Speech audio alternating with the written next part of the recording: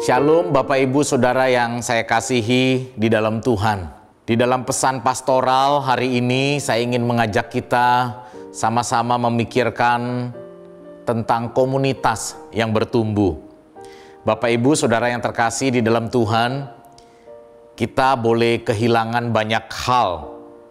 Tetapi kalau kita punya sahabat yang boleh menguatkan kita, menyertai kita, sesungguhnya kita tidak kehilangan segala hal. Kehilangan banyak hal bukan berarti kehilangan segala hal. Tetapi kehilangan seorang sahabat yang menumbuhkan kita, sekalipun kita masih memiliki banyak hal di dalam dunia ini, sesungguhnya kita sudah kehilangan segala hal. Terlebih lagi jikalau sahabat yang hilang itu adalah Yesus Kristus. Yesus Kristus berkata, "Engkau sahabatku." Saudara yang saya kasihi di dalam Tuhan, musim dingin tak lagi menggigit tatkala ada pelukan sahabat rohani yang menghangatkan.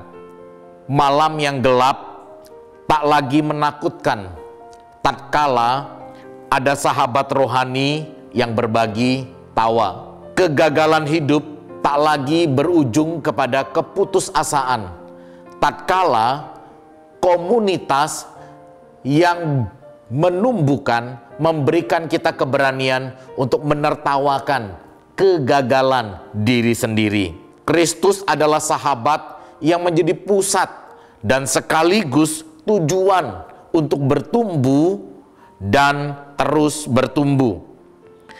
Sama seperti sepotong bara api yang tidak akan bertahan lama ketika terlepas dari kumpulan bara api yang lain. Demikian jugalah seorang percaya tidak akan mungkin bertahan di dalam penderitaan, di dalam semangat untuk bertumbuh ketika terpisah dari tubuh Kristus, komunitas yang memungkinkan dia bertumbuh. Komunitas kasih yang saling menumbuhkan, menolong orang percaya untuk terus bertumbuh, bertekun di dalam pengajaran firman Tuhan. Kisah Para Rasul 2 ayat 41 berkata demikian. Orang-orang yang menerima perkataannya itu memberi diri dibaptis, dan pada hari itu jumlah mereka bertambah kira-kira 3.000 orang. Dikatakan menerima perkataannya itu.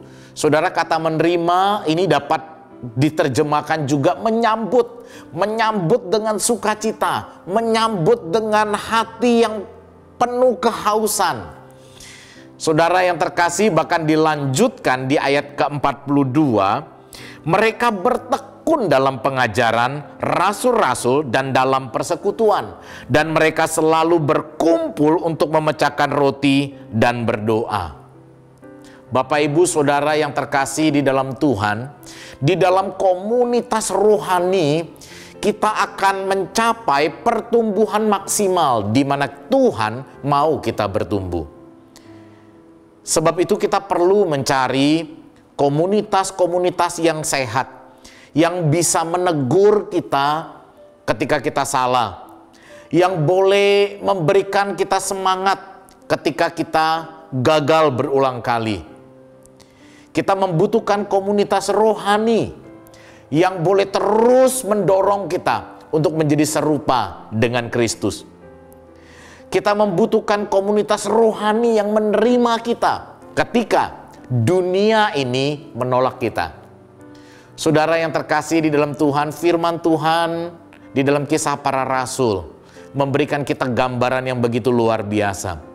Orang-orang percaya di tengah-tengah ancaman dan penganiayaan, mereka justru bertumbuh, mereka justru bersemangat, mereka justru kuat dan mampu bertahan. Apa rahasianya? Rahasianya karena mereka memiliki komunitas untuk boleh bertumbuh di dalam firman dan di dalam pengajaran para rasul. Mereka memecahkan roti sambil mengingat pengorbanan Kristus. Mereka memecahkan roti sambil mengingat akan kasih Tuhan dalam hidup mereka. Kita perlu komunitas karena kita tidak bisa bertumbuh sendirian. Marilah kita tidak bertumbuh sendirian, tapi kita bertumbuh di dalam komunitas yang sehat bagi kemuliaan nama Tuhan. Saya rindu jemaat Gereja Kristen Kalam Kudus memiliki sahabat-sahabat rohani, menemukan komunitas-komunitas untuk boleh saling menumbuhkan. Tuhan Yesus memberkati kita semua.